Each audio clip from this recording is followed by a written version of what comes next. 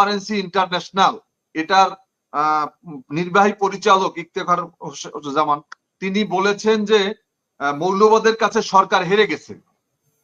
তার এই বক্তব্যে আমরা উদ্বেগ, প্রতিবাদ, নিন্দা, ঘৃণা জানাই। তার কোটি টাকার যে ফান্ড আসে, এই ফান্ডগুলো আসে বাংলাদেশের শুধুমাত্র ইসলামের বিরুদ্ধে তাদের বিভিন্ন কর্মকাণ্ডের জন্য।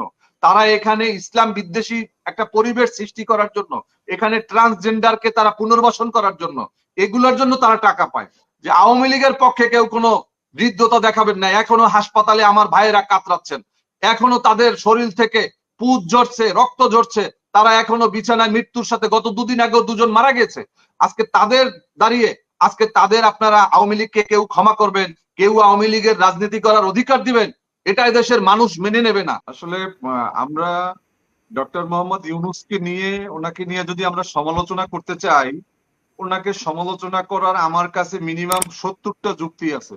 70টা যুক্তি দিয়ে আমি ওনার বিরুদ্ধে অবস্থান নিতে পারবো। আমি ওনাকে সুদখোর মহাজন বলতে যাইবো না, উনি রাজনীতিতে অনভিজ্ঞ তা বলবো না, আমি বলবো না যে তিনি দেশ পরিচালনায় কোনো অভিজ্ঞতা নেই, আমি এই কথাগুলো আসলে বলতে চাই না। তারপরও আমাদের এখন হারাধনের যেই একমাত্র সন্তানের মতো আজকে ডক্টর ইউনূস আমাদের কাছে একটা মহামূল্যবান এক জিনিস। তিনি আন্তর্জাতিকভাবে পরিচিত এবং তার সমাদৃত সম্মানীয় মানুষ, কিন্তু তাকে নিয়োগ দেওয়ার পরে তিনি তার বন্ধু বান্ধবী এবং ক্লাসমেটদেরকে তিনি পুনর্বাসন করেছেন। তিনি তার এনজিও প্রধানদেরকে তিনি নিয়ে উপদেষ্টা পরিষদ গঠন করেছেন। মনে হয় যেন এটা একটা এনজিওদের একটা সিন্ডিকেট সভা হিসাবে আজকে হয়েছে। আমরা দেখেছি যে শরীফার যে বিষয়টা আপনি জানেন, যে বাংলাদেশের যে ট্রান্সজেন্ডার তথা লিঙ্গ পরিবর্তন, সমকামিতা, যেটাকে লূত আলাইহিস সালামের সময় যে আল্লাহর গজব নেমে এসেছিল যে বিষয়ের উপরে, সেই সমকামিতা আজকে কিন্তু রাষ্ট্রীয়ভাবে আজকে কি বলে পৃষ্ঠপোষকতা করার কিন্তু অনেকগুলো নজির আমরা দেখেছি। এবং এই সমকামিতা সংক্রান্ত ট্রান্সজেন্ডারের সাথে যারা বাংলাদেশে যেই সমস্ত এনজিও গুলো কাজ করে, তাদের কিন্তু একাধিক জন আজকে এই উপদেষ্টা পরিষদে রয়েছে। আমি আজকের জন্য নাম বললাম না, আরেকদিন নাম বলবো। আপনি দেখেছেন যে ওইখানে আমাদের শিক্ষা সংস্কার কমিটিতে দুইজন বিতর্কিত ব্যক্তিকে নিয়োগ দেওয়া হয়েছে, এবং বাংলাদেশের ইসলামপন্থী দলগুলো, এমনকি বাংলাদেশ লেবার পার্টি, আমি একজন মুসলমান হিসাবে এবং একজন কি বলে অনুশীলন করা মুসলমান হিসাবে আমিও চাই যে এই সমস্ত বিতর্কিত ব্যক্তিরা যেন শিক্ষা পাঠ্যক্রম পুস্তক নির্ণয়ে যেন তারা যেন না থাকেন, এবং সরকার কিন্তু তাদেরকে বাদ দেওয়ার একটা ঘোষণা দিয়েছে। এর পরপরই আমরা দেখলাম যে টিআইবি ট্রান্সপারেন্সি ইন্টারন্যাশনাল এটার নির্বাহী পরিচালক ইফতেখার জামান তিনি বলেছেন যে মৌলবাদের কাছে সরকার হেরে গেছে। তার এই বক্তব্যে আমরা উদ্বেগ, প্রতিবাদ, নিন্দা, ঘৃণা জানাই, এবং আমরা টিআইবি নিয়ে আমরা কোনো সমালোচনা করতে চাই না, কিন্তু আমরা জানি যে টিআইবি কোথা থেকে টাকা পায়, তাদের আয়ের উৎস কি, তাদের টাকা কারা দেয়, এই টাকা কিভাবে খরচ হয়। এটা কি উনি ভুল বলেছেন মৌলবাদের কাছে? এটা কি ডক্টর ইউনূস যে কথা বলেছিল? উনি এক নম্বর হচ্ছে যে মৌলবাদ শব্দ বলে উনি কি বুঝাতে চেয়েছেন, এটার ব্যাখ্যা হচ্ছে উনি বাংলাদেশে মৌলবাদী আলেম ওলামাদেরকে মৌলবাদ হিসাবে একটা খারাপ শব্দ মৌলবাদকে উনি ব্যবহার করেছেন। ওনার মুখ থেকে যেভাবে বের হয়েছে তাতে মনে হচ্ছে যে বাংলাদেশ মৌলবাদে ভরে গেছে, এবং মৌলবাদের আন্দোলনের কারণে এটাকে বাধ্য হয়েছে, এবং এই যে ট্রান্সজেন্ডারকে এই টিআইবিরাই কিন্তু প্রমোট করতেছে। যার কারণে আমি মনে করি যে টিআইবি বিদেশ থেকে মানুষকে সুশাসনের কথা বলে 100 কোটি 500 কোটি 700 কোটি 1000 কোটি টাকার প্রজেক্ট নিয়ে আসে, প্রজেক্ট নিয়ে শুধুমাত্র বিল ভাউচার করে তারপরে লুটপাট করে তারা কিন্তু খায়। তাদের হিসাব কিন্তু এদেশের মানুষ জানতে চায় না। শুধুমাত্র শেখ হাসিনা একবার বলেছিল, শেখ হাসিনা গণহত্যাকারী, যার কারণে আমি তার এই বিষয় নিয়ে কোনো কথা বলতে চাই না, কিন্তু টিআইবির আয়ের উৎস আমরা জানি এবং তাদের কোনো জবাবদিহিতা নাই। তাদের জবাবদিহিতা কিন্তু রাষ্ট্রের কাছে করা উচিত। তারাও কিন্তু আইনের ঊর্ধ্বে না, তারাও কিন্তু জবাবদিহিতার ঊর্ধ্বে না। এই প্রতিষ্ঠানগুলো বাংলাদেশে যেই সমস্ত প্রধানতম এনজিও রয়েছে, এদের যে হাজার হাজার কোটি টাকার যে ফান্ড আসে, এই ফান্ডগুলো আসে বাংলাদেশের শুধুমাত্র ইসলামের বিরুদ্ধে তাদের বিভিন্ন কর্মকাণ্ডের জন্য। তারা এখানে ইসলাম বিদ্বেষী একটা পরিবেশ সৃষ্টি করার জন্য, এখানে ট্রান্সজেন্ডারকে তারা পুনর্বাসন করার জন্য, এগুলোর জন্য তারা টাকা পায়। তারা এখানে নারী নেতৃত্বের কথা বলে আমাদের মা বোনদেরকে ঘরের বাইরে একবারে উলঙ্গ করার জন্য আজকে ঢাকা শহরে হাঁটলে মনে হয় যেন এটা কলকাতার চেয়েও নিকৃষ্ট হয়ে গিয়েছে।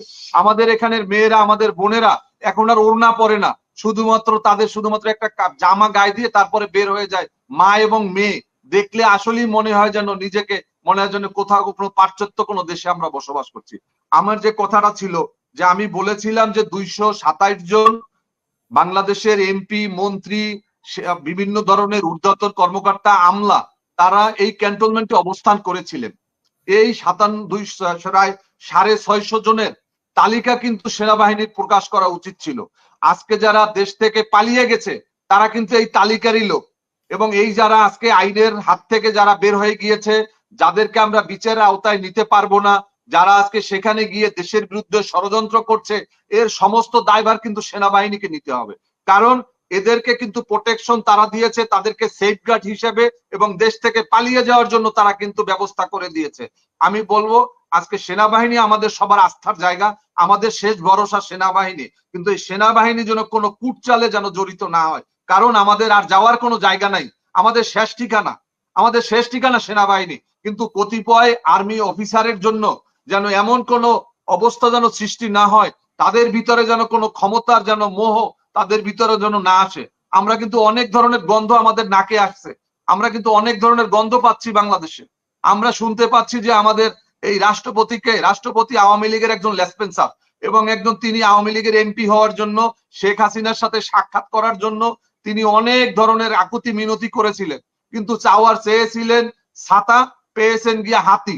তিনি রাষ্ট্রপতি হয়ে গিয়েছেন, তার কপালে লেখা আছে রাষ্ট্রপতি হয়ে গিয়েছেন। শাহাবুদ্দিন চুপ্পু থেকে এখন শাহাবুদ্দিন হয়ে গিয়েছে, যার কারণে সেই শাহাবুদ্দিন চুপ্পু, তাকে ওই চেয়ারে রাখার কোনো সুযোগ নাই। কিন্তু সেই চেয়ারে যেন ডাক্তার ইউনূস সাহেবকে বসিয়ে বাংলাদেশে যেন কোনো নতুন কোনো খেলা যেন তৈরি না হয়, এটা কিন্তু সজাগ থাকতে হবে।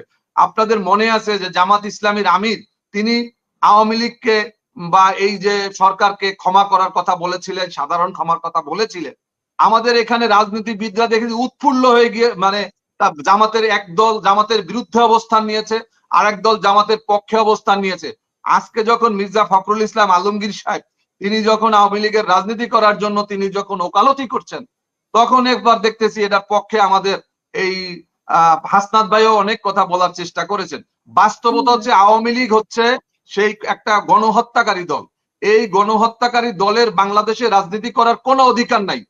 বাংলাদেশ লেবার পার্টি বাংলাদেশে খুবই একটা রাজনৈতিক দল, ছোট রাজনৈতিক দল হতে পারে, কিন্তু আমাদের কনসেপ্ট, আমাদের উদ্দেশ্য, আমাদের বক্তব্য, আমরা দীর্ঘ 17টি বছর এই 18 দলীয় জোটের আগে আমরা সমমনা দল করেছি।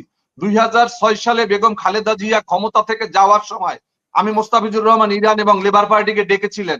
মাত্র 3 জন মাত্র বিএনপির সাথে এখনো জীবিত অবস্থায় আছি। বেগম খালেদা জিয়ার কাছে 18 দলীয় 18 জনের স্বাক্ষরকারীর একজন আমি। আমরা এখন পর্যন্ত বিএনপির কাছ থেকে যাইনি কোনো লোভ লালসা, কোনো মোহ। সর্বশেষ জেনারেল ইব্রাহিম কিন্তু থাকতে পারেননি, আমি মোস্তাফিজুর রহমান ইরান আমিও কিন্তু রয়েছি।